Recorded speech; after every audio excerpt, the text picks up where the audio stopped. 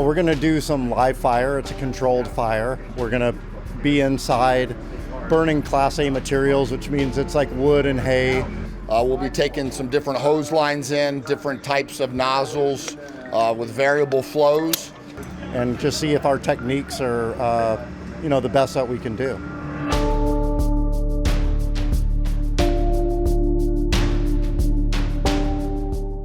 It will register that the cylinder's open, and it will say close or test circuit.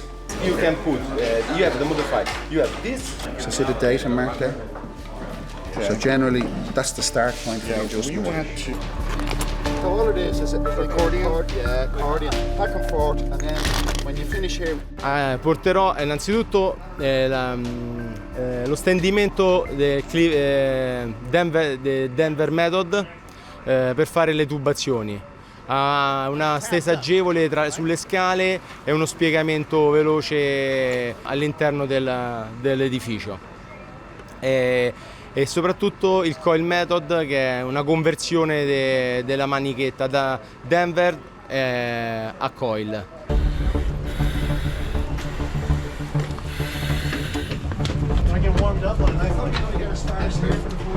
So as soon as you get enough hose in, we preload what we can.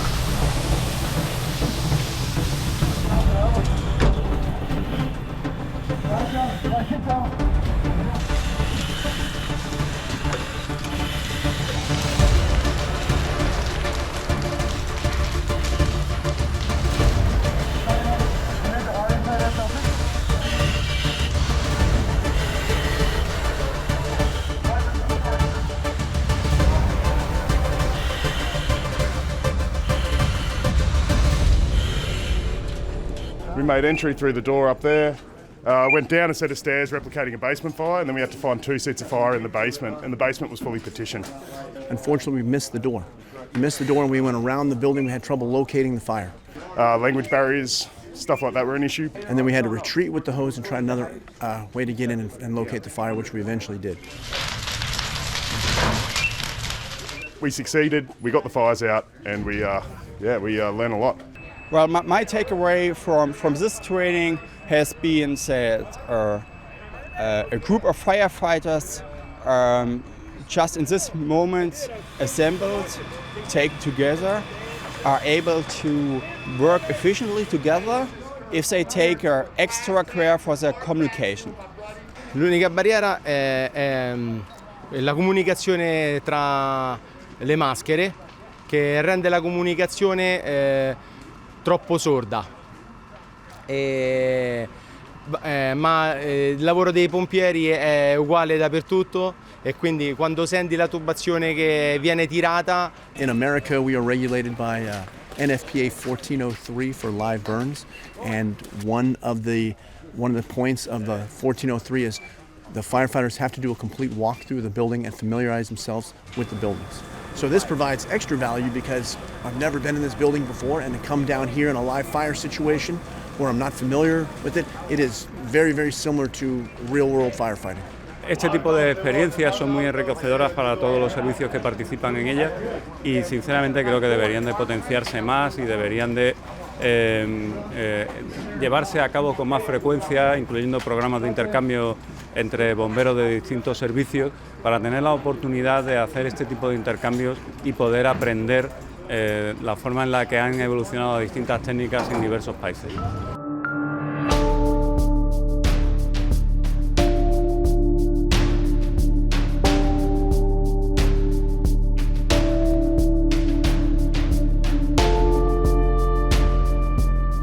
So the Swedish offensive method is effectively droplet size management. So the basic concept is small droplets of about 0.3 of a millimeter will evaporate in smoke layers and will steal heat energy from the smoke layer. As the guys approach from one room to the next, they're cooling the smoke constantly. And what they're trying to do is suspend droplets in the gas layer without touching the ceilings and the wall, because that will generate steam which is not conducive to your comfort, or it's not conducive to maintaining a thermal equilibrium in the room. So what they're going to do with the branch is show you how you can manage droplet size. in the direction I'm going, cooling the gases ahead of me so I can go down and advance on that fire.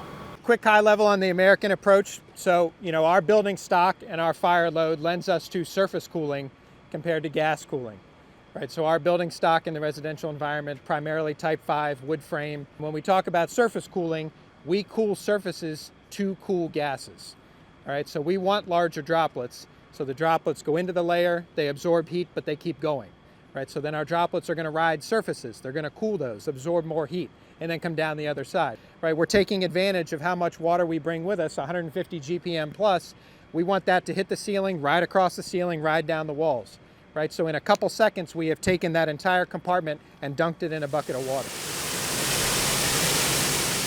Right, so we keep the nozzle out ahead of us. Whereas you guys, you need the nozzle close to be able to have your control. We get it out ahead so that we can play that water around all the surfaces.